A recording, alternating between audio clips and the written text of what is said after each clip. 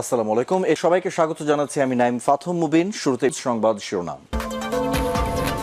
আবার মধ্যপ্রাচ্যে তৃতীয় বিশ্বযুদ্ধ শুরু হয়ে গেল। মার্কিন যুক্তরাষ্ট্র এবং ইসরায়েলের মধ্যে মনোমালিন্য দেখা দেয় হয়তো যুদ্ধবিরতি বাতিল হয়ে যাচ্ছে, তাই নতুন করে ইরানও পাল্টা আক্রমণ করার পূর্ণ প্রস্তুতি নিয়ে রেখেছে। আর এরই মাঝে আমাদের হাতে এসে পৌঁছেছে এই যুদ্ধের সর্বশেষ গুরুত্বপূর্ণ সবথেকে তাজা আপডেট সংবাদ আপনাদের জানিয়ে দিব।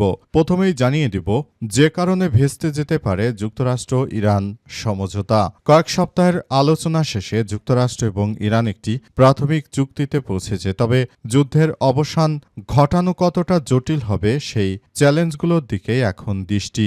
নতুন করে দখলদারেরা এখনও লেবাননে আক্রমণ অব্যাহত রেখেছে, সুতরাং যুদ্ধবিরতি আসলে কতটা কার্যকর হবে সেটি এখন পর্যন্ত বোঝা যাচ্ছে না।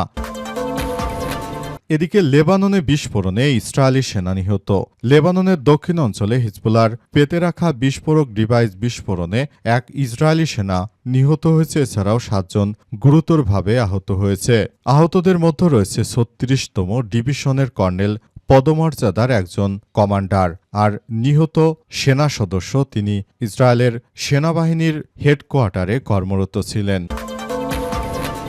জানাবো ইরান চুক্তির সমালোচনাকারীরা হিংসুটে বাজে অথবা বোকা বললেন ডোনাল্ড ট্রাম্প। ইরান চুক্তি নিয়ে যারা সমালোচনা করছেন তাদেরকে ধুলাই দিয়েছেন মার্কিন যুক্তরাষ্ট্রের প্রেসিডেন্ট ট্রাম্প। তিনি বলেছেন এই যুদ্ধবিরতি খুবই দরকারি ছিল মধ্যপ্রাচ্যের মিত্রদের স্বার্থ রক্ষা এবং যুক্তরাষ্ট্রের ডলারের আধিপত্য বিস্তারকে কেন্দ্র করে আমরা যুদ্ধ দীর্ঘায়িত করতে পারি না। শুধুমাত্র নেতানিয়াহুর কথা অনুযায়ী এই যুদ্ধ আসলে কারো জন্য কাম্য নয়। এরপর জানাবো একতরফা যুদ্ধবিরতি মেনে নেবে না লেবানন।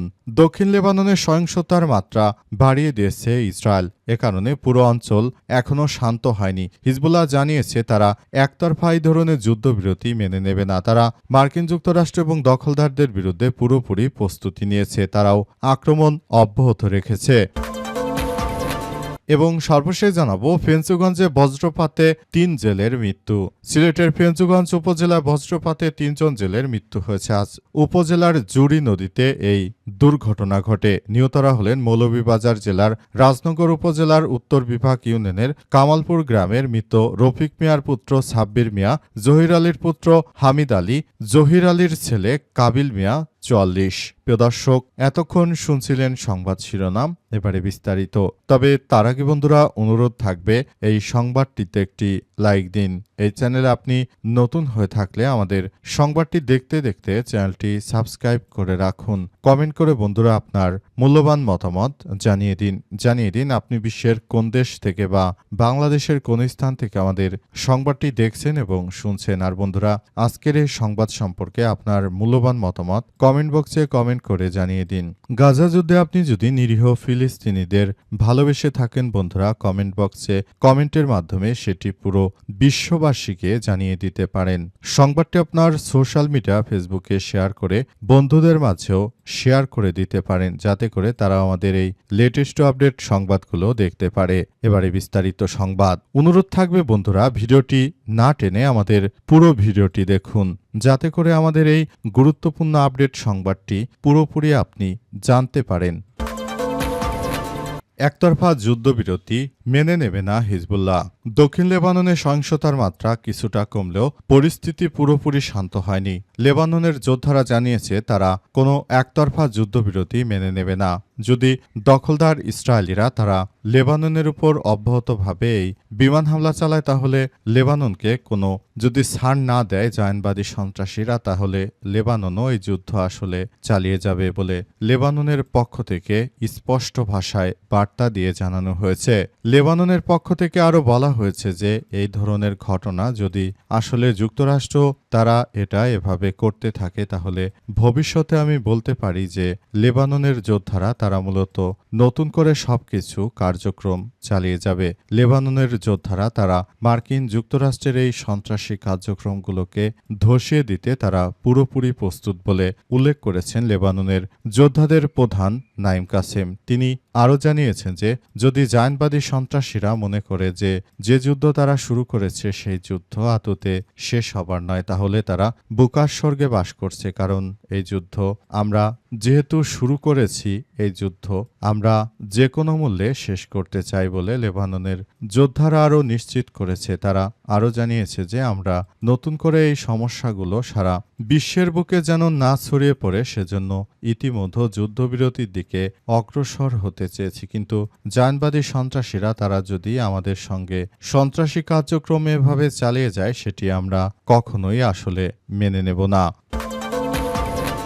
ইরান চুক্তির সমালোচনাকারীরা হিংসুটে, বাজে অথবা বোকা বললেন ডোনাল্ড ট্রাম্প। যুক্তরাষ্ট্রের প্রেসিডেন্ট ডোনাল্ড ট্রাম্প তিনি বলেছেন যে আমরা ইরানের সঙ্গে যে একটি শান্তি চুক্তি করতে চলেছি এটি হবে পৃথিবীর সবথেকে একটি ভালো চুক্তি। যারা এই চুক্তির সমালোচনা করছে তাদের উদ্দেশ্য করে তিনি জানিয়েছেন তারা হচ্ছে বোকা মূর্খ, তারা কখনোই ভালো কোনো কিছু তাদের দ্বারা সম্ভব নয় বলে জানান তিনি আরও জানান যে যুক্তরাষ্ট্র কিন্তু কখনো যুদ্ধ চায় না। আমি ভোটের সময় বলে এসেছি যে আমি শান্তি চাই, কিন্তু যে কোনোভাবে এই যুদ্ধে জড়িয়ে পড়েছিলাম, তাই এখন এই যুদ্ধকে আমি আর দীর্ঘায়িত করতে চাই না বলে জানান তিনি আরও জানান যে আমি মনে করি এই যুদ্ধ আসলে আমাদের সবার জন্য কোনো কল্যাণ বয়ে আনবে না, যুদ্ধ সবার জন্যই ব্যাপক ক্ষতি বয়ে আনবে, তাই এই যুদ্ধ কোনোভাবেই কাম্য নয় বলে জানান তিনি আরও জানান আমি মনে করি বর্তমান সময়ে যে যুদ্ধ পরিস্থিতির সৃষ্টি হয়েছে এটি আমাদের সবার জন্য এক ভয়াবহ বিপর্যয়কর পরিস্থিতি বলে জানিয়েছেন তিনি আরও জানান তাই সবাইকে বলবো আপনারা যার যার জায়গা থেকে এই পরিস্থিতিগুলো খুব সুন্দরভাবে বিবেচনা করুন। যদি মনে করেন যে এই যুদ্ধ আমাদের জন্য শান্তি বয়ে আনবে সেটি আপনারা ভেবে দেখুন। যুদ্ধ কোনো রাষ্ট্রের জন্যই কোনো ভালো কিছু বয়ে আনে না, যুদ্ধ সবার জন্যই শুধু খারাপের দিকই নিয়ে আসে বলে জানান তিনি আরও জানিয়েছেন যে তাই আমি বলতে চাই যুদ্ধ নয়, আসুন একসঙ্গে মিলেমিশে আমরা শান্তির পথে বার্তা দেই, শান্তির আলোচনা করি। এছাড়াও তিনি জানিয়েছেন যে এই যুদ্ধ যতই দীর্ঘায়িত হচ্ছে ততই যুক্তরাষ্ট্রসহ মধ্যপ্রাচ্যের যারা মিত্র রয়েছে তাদের উপর আরও বেশি চাপ প্রয়োগ হচ্ছে। সুতরাং শুধুমাত্র ইসরায়েলের কথা বিবেচনা করে নয় বরং সবার কথা বিবেচনা করলে যুদ্ধবিরতি অবশ্যই খুবই গুরুত্বপূর্ণ ছিল। যে কারণে ভেস্তে যেতে পারে যুক্তরাষ্ট্র ইরান সমঝোতা। কয়েক সপ্তাহের মধ্যেই আলোচনা শেষে যুক্তরাষ্ট্র এবং ইরানের একটি সাময়িক চুক্তিতে পৌঁছেছে, তবে যুদ্ধের অবসান ঘটানো কতটা জটিল হবে সেগুলোর দিকে এখন চ্যালেঞ্জগুলো এবং দৃষ্টি সেদিকে। জ্যেষ্ঠ একজন মার্কিন কর্মকর্তা আজ সাংবাদিকদের, যাদের মধ্যে বিবিসি ও ছিল 14 অনুচ্ছেদের একটি সমঝোতা স্মারক পড়ে শোনান। চুক্তিটি শুক্রবার সুইজারল্যান্ডে অনুষ্ঠিত হয়েছে। স্বাক্ষরিত হওয়ার কথা ছিল, তবে তার আগেই ফ্রান্সে G7 সম্মেলনে অংশ নেওয়ার সময় প্রেসিডেন্ট ডোনাল্ড ট্রাম্প আনুষ্ঠানিকভাবে চুক্তিটি স্বাক্ষর করেছেন। ইরানের প্রেসিডেন্ট মাসুদ পেজেশকিয়ানও এই চুক্তিতে সই করেছেন বলে তেহরান নিশ্চিত করেছে। জানানো হয়েছে যে এই সমঝোতার পর এখন 60 দিনের মধ্যে চূড়ান্ত চুক্তি নিয়ে আলোচনার পথ তৈরি হবে এবং পারস্পরিক সম্মতিতে সময় বাড়ানো হবে। এতে যুক্তরাষ্ট্রের নৌ অবরোধ ধীরে ধীরে তুলে নেওয়া হবে বলে এমন তথ্য জানানো হয়েছে। হরমুজ প্রণালী দিয়ে জাহাজ চলাচল আবার শুরু করা হবে এবং ইরানের উপর সব ধরনের নিষেধাজ্ঞা প্রত্যাহার নিয়ে আলোচনা শুরু করার অঙ্গীকার করা হয়েছে। সমঝোতা স্মারকে যেভাবে সবকিছু বলা হয়েছে সেগুলো ঠিকই আছে, কিন্তু বিষয় অন্যদিকে যাচ্ছে। সেটি হচ্ছে যে তারা মূলত ইরানের সঙ্গে কোনো সমঝোতা করতে চাইছে না। তাদের উদ্দেশ্য হচ্ছে তারা ইরানের সঙ্গে কোনো সমঝোতা করতে চাইছে না এই জায়নবাদী জায়নবাদীরা। তারা ইসরায়েল মূলত চাইছে যে লেবাননকে তারা কোনোভাবেই ছাড় দেবে না, বরং তারা লেবাননের উপর অব্যাহতভাবে আক্রমণ চালিয়ে যাবে। তাই তারা লেবাননের উপরেই হামলা চালিয়ে যাওয়ার জন্য তারা নতুন নতুন উপায় খুঁজছে। এ কারণে তারা লেবাননে এখনও যুক্তরাষ্ট্রের সব কিছু অমান্য করে তারপর হামলা চালিয়ে যাওয়ার সিদ্ধান্ত গ্রহণ করেছে। এর ফলে ইরান হয়তো এই চুক্তি নাও মেনে নিতে পারে, কারণ লেবানন ফ্রন্টে যদি হিজবুল্লাহ যোদ্ধাদের উপর ইরানের এই মিলিশিয়া বাহিনীর উপর যদি ইসরায়েল এভাবে অব্যাহত রাখে আক্রমণ, তাহলে সেটি আরও বড় ধরনের এক বিপর্যয়কর পরিস্থিতির সৃষ্টি করতে পারে বলে এমন তথ্যই আসলে সামনে এসেছে। এবং এই বিষয়গুলো নিয়ে সবাই খুব গুরুত্ব সহকারে আসলে কার্যক্রম চালাতে শুরু করেছে। তাই নতুন দফায় আসলে বোঝা যাচ্ছে না যে এই যুদ্ধের শেষ পরিণতি কি হতে চলেছে। এই যুদ্ধ আদতে শেষ হবে নাকি যুদ্ধ নতুন কোনো দিকে মোড় নেবে, এই সম্পর্কে আপনি আসলে কি মনে করেন বন্ধুরা, সেটি আমাদের কমেন্ট বক্সে কমেন্ট করে আপনি জানিয়ে দিতে পারেন। লেবাননে বিস্ফোরণে ইসরায়েলি সেনা নিহত। লেবাননের দক্ষিণ অঞ্চলে হিজবুল্লাহর পেতে রাখা বিস্ফোরক ডিভাইস বিস্ফোরণে এক ইসরায়েলি সেনা আজ মারা গেছে। এই ঘটনায় এবার ইসরায়েলের অন্তত 1000 সেনা সদস্য লেবাননে যুদ্ধ করতে এসে প্রাণ হারিয়েছে। এই ঘটনায় 29 বছর বয়সী রিজার্ভ সেনা সদস্য আলেকজান্ডার ফিলিন নিহত হয়েছেন। তিনি হাইফার বাসিন্দা 36তম ডিভিশন সদর দপ্তরে দায়িত্ব পালন করছিলেন। ইসরায়েলি সামরিক বাহিনী জানিয়েছে এই ঘটনায় তাদের অন্তত 7 জন সেনা সদস্য গুরুতরভাবে আহত হয়েছে এবং নতুন করে এই বিষয়গুলো নিয়ে তারা খুবই হতাশার মধ্যে পড়েছে। তারা লেবাননের যোদ্ধাদের থামানোর যে অপচেষ্টা করছে, তাদের সেই অপচেষ্টাকে পুরোপুরি রুখে দিয়েছে লেবাননের যোদ্ধারা। লেবানন জানিয়েছে যে আমরা কখনোই জায়নবাদী সন্ত্রাসীদের কাছে মাথা নত করব না। লেবাননের যোদ্ধারা তারা একমাত্র আল্লাহ ছাড়া কারো সামনে মাথা নত করে না বলে লেবাননের যোদ্ধারা নিশ্চিত করেছে।